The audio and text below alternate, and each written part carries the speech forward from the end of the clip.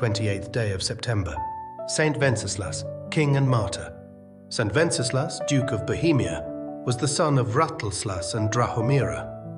In proportion as his father was a model of all Christian virtues, his mother was the possessor of all vices, besides being a great enemy to the Christian religion. Wenceslas, upon his dying bed, gave Wenceslas in charge of his grandmother Ludmilla, while Boleslas, his younger, was kept by Drahomira. As both women were totally different in their morals, so also the conduct of the two children became entirely unlike. Wenceslas became pious and holy, Boleslas godless and licentious. Drahomira seized the government of the state and persecuted the Christians most cruelly. She banished the priests, dismissed the Christians from all public places, which she filled with heathens of whom the faithful had nothing to expect but cruelty. The nobles would not submit to this administration, and deposing Drahomira, placed Wenceslas on the throne and bound themselves to him by an oath of allegiance. Drahomira, burning with rage when she perceived that the Christians were again protected by the pious Ludmilla, was determined to revenge herself. She sent some hired assassins who strangled her with her own veil while she was at her devotions in her private chapel. Not satisfied with this murder, Drahomira sought to make away with her son Wenceslas.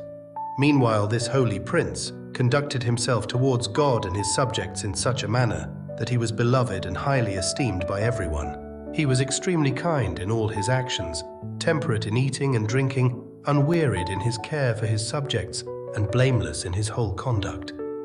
He was so charitable to the poor and to prisoners, so compassionate to widows and orphans, that the Christian world could count but few men like him. The prisoners he visited at night and gave them rich alms. The sick he supplied with all they needed and showed a fatherly heart to the widows and orphans. It is known that he himself at night carried wood upon his shoulders to the destitute. Not a shadow of impurity tarnished the brightness of his life, and he preserved his chastity unpolluted to his end. He gave daily several hours to prayer, and even in winter frequently visited the church at night barefooted. One of his servants who accompanied him one day complained of the cold, and the Duke told him to step in the footprints which he, walking before him, had made in the snow. The servant did so, and no longer felt any cold, for the footprints of the prince were warmed by his love to the Holy Eucharist. Towards the priests he was always extremely generous. He often served them at the altar, and allowed not the least wrong to be done them by word or deed.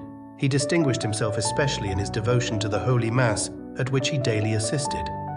He sowed, gathered and prepared with his own hands the wheat which was used in making the hosts, and cultivated and pressed the grapes for the wine used at Holy Mass. In one word, Wenceslas reigned and lived like a saint.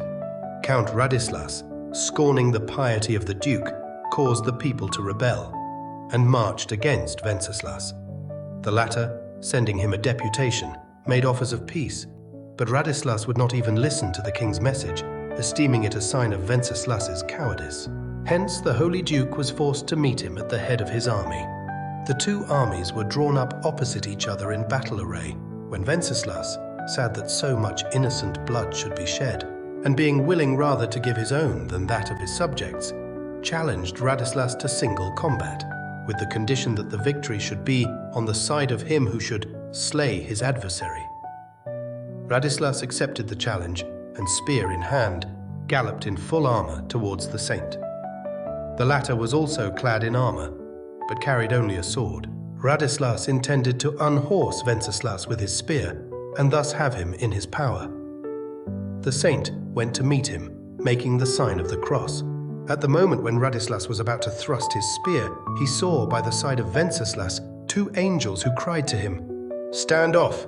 This cry acted like a thunderbolt upon Radislas and changed his intentions. Throwing himself from his horse, he fell at the saint's feet, asking for grace and pardon, promising obedience in future. Wenceslas raised him from the ground and kindly received him again into favor. Soon after, the Duke was summoned to Worms to assist at the general diet. The emperor and all the princes and dignitaries were already assembled, but Wenceslas had not yet appeared, as he was detained by hearing Mass. Thinking that his delay was intentional and caused by pride, they determined to receive him very coldly, and without the honor he had a right to expect. But when the saint entered the hall, Otho, the emperor, saw two angels accompanying him, carrying before him a golden cross. When the emperor had recovered from the awe with which this sight had inspired him, he arose from his throne and going towards the saint, he led him to the seat prepared for him. The entire assemblage were greatly astonished at this act of the emperor. But when he related what he had seen, they all regarded the saint with the greatest reverence. The emperor also bestowed the royal dignity and power on Wenceslas and presented him with the arm of the holy martyr, Saint Vitus, which Wenceslas received gratefully and with due respect, and took with him to Bohemia. At the close of the diet, the saint returned as king and continued his holy life. The more the pious monarch was loved and honored by his subjects on account of his holiness and his new dignity, the more hostile Drahomira and Boleslas grew towards him. Wenceslas, who perceived this, determined to resign his crown, but the wicked Drahomira would not wait for this. Boleslas had become father of a son, and Wenceslas was invited to be present at the baptism of the young prince.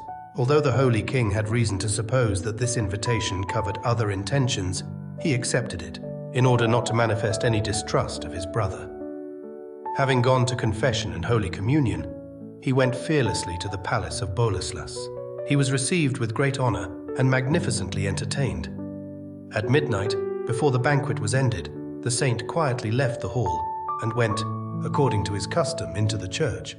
Drahomira seized this opportunity and, calling Boleslas aside, told him that the hour was now come when he could revenge himself and make the royal crown his own. The bloodthirsty tyrant needed no persuasion. Seizing his sword, he hastened, with some attendants, into the church and stabbed his holy brother with such brutal force that the blood bespattered the wall where it is yet to be seen at this day. But the punishment of God soon overtook the murderers. The earth opened and swallowed Drahomira, the instigator of the sinful deed, with her horse and carriage, in that part of Prague which is called the Castle of Ratchin. Of the murderers who were with Boleslas when he committed the crime, some lost their reason, while the rest died by their own hands. Although God delayed the punishment of Boleslas, it came at last. Having long been tormented by most painful maladies, at length he expired in all his wickedness.